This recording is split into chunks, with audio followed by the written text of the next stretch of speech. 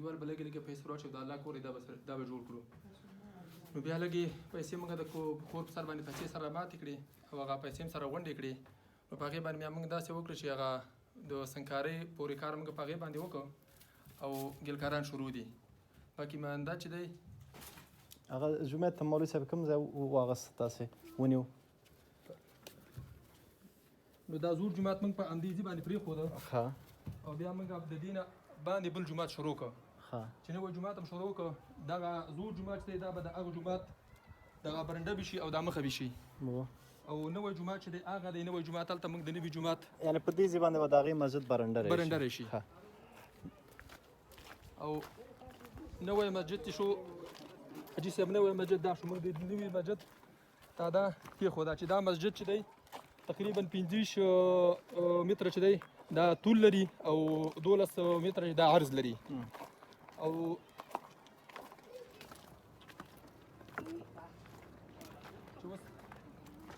چې اوس په الحال دا تاسو ګورئ چې دا کار په دې باندې شروع دی او کار جریان لري نو په دې کې موږ د سیخ کمایم لرو همداسې د سیمټو کمایم دی د خښتو کمایم دی نو دا څه چې دی دا د مسلمانانو په همکارۍ باندې د مسلمانانو په مرسته باندې تاسو غوښتنې مسلمانانو په مرسته باندې مطلب دا کار ډېر پورې رسېدلی دی باقي ماده موږ د مسلمانانو او د خیریت ټولنې موږ دا توقع لرو چې انشاءالله موږ سره په دې کې نور هم مزید کومک وکړه او امداد وکړه ځکه چې زموږ د ولس خلک چې دا ډېر ضعیفان دي ډېر کمزوري دي او دلته یو غریب ولس پروت یو غریب خلک پراته دي نو موږ د تاسو هم په دې دغه کې چې تاسو موږ سره په دې سیمټو کې په دې کې تاسو کوم موږ تاسو هم ډېره زیاته مننه کړو او د الله جل جلاله نه تاسو لپاره په د دنیا او په آخرت کې تاسو کامیابي غواړو او الله جل جلاله تاسو ته دې کې دنیا او په آخرت دواړو باندې تاسو دې اجر او ثواب درکړي مننه هغه 15 بوجۍ سیمټ موږ تاسو ته راوړل تسلیم شول درته بالکل حاجي صاحب محترم تاسو 15 نوي بوجۍ سیمټو راغله موږ ته تسلیم شو او موږ چې د ټولو خلکو په